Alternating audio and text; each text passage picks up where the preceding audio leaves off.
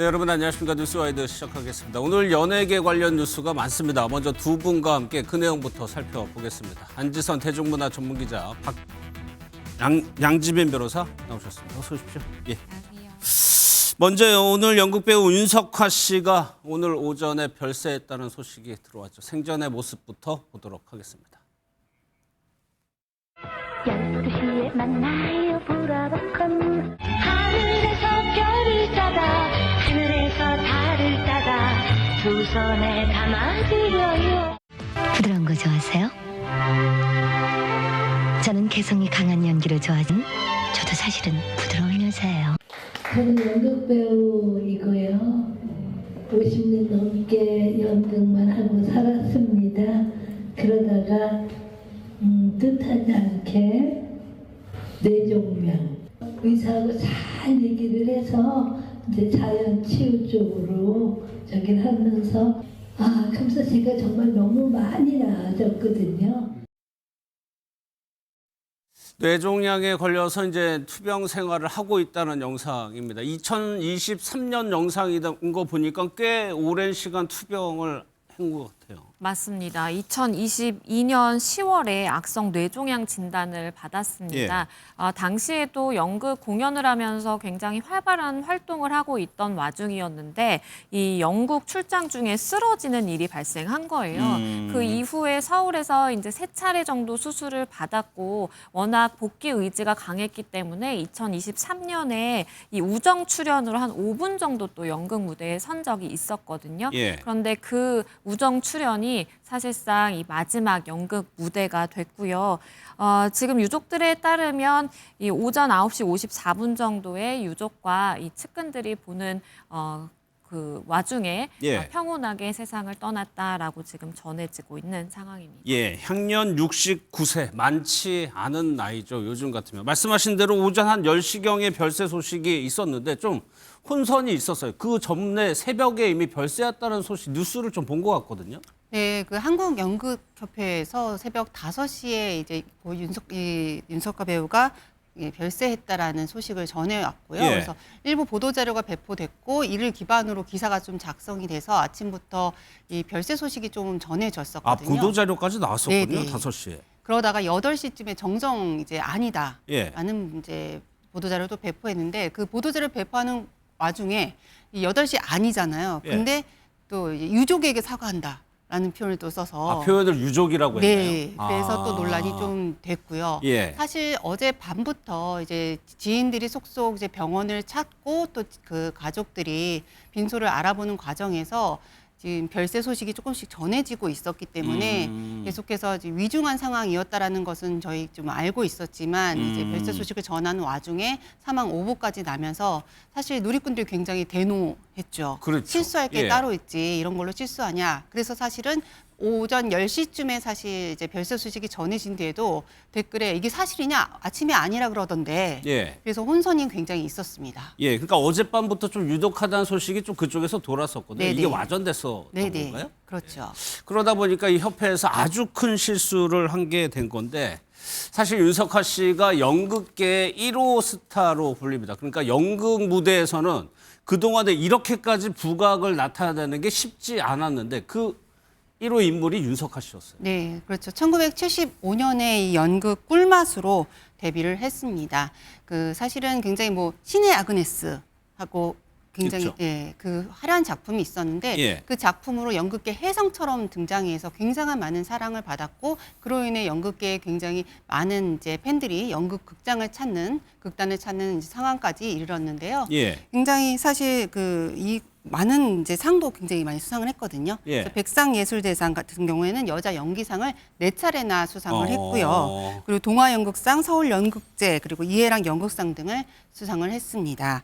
무엇보다 그 손숙 씨, 그다음에 박정자 씨와 함께 맞아요. 우리 연극계를 대표하는 3명의 탑스타로 성장을 해서 우리 연극계에 굉장히 많은 활력을 불러 넣어줬고 그리고 뮤지컬 쪽으로도 이제 행보를 넓혀서 우리가 말하는 이제 명성황후 아마 기억하실 겁니다. 그래서 명성황후 1대 명성황후로서 뮤지컬 배우로서도 굵직굵직한 작품에서 이 돋보이는 활약을 보였습니다. 예. 사실 우리가 많은 분들이 이야기할 때 처음에 이제 뭐 연극 배우로 데뷔를 한 줄 아시는데 CF 스타로 데뷔를 네. 했었죠. 그래서 그 뒤에도 많은 활동을 해왔습니다. 예, 그러니까 다양한 활동을 해온 걸로 기억이 되는데 또 일반 대중들에게 각인된 거는 그 광고 모델로서였어요. 맞습니다. 뭐 커피, 뭐 아이스크림부터 시작해서 뭐 음료까지 다양한 CF를 섭렵한 CF의 여왕이다라고도 표현을 할 수 있을 것 같습니다. 예. 1990년에 이제 커피 광고 대사가 굉장히 많이 유행처럼 번졌었는데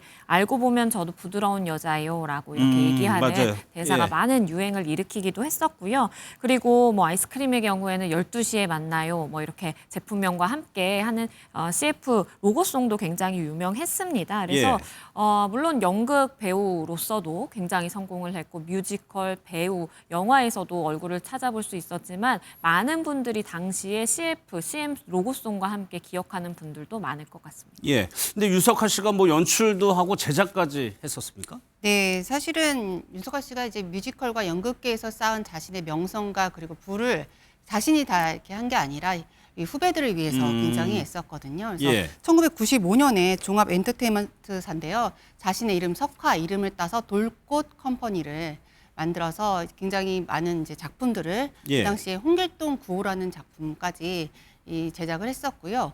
그 이후에 2002년도에는 후배 연극인들을 위해서 대학로의 소극장 정미소라는 소극장을 이제 개국을 해서 예. 그곳에서 굉장히 실험적인 작품들을 많이 내놓았습니다. 그래서 거기에서 이제 우리가 흔히 말하는 뭐 배우 박혜수 씨, 전미도 씨 같은 굵직굵직한 배우들을 양산을 했고요. 그리고 연출가 양정웅 씨도 우리가 굉장히 많이 사랑하는 연출가잖아요. 예. 그래서 그 극단에서 굉장히 많은 역할을 했습니다.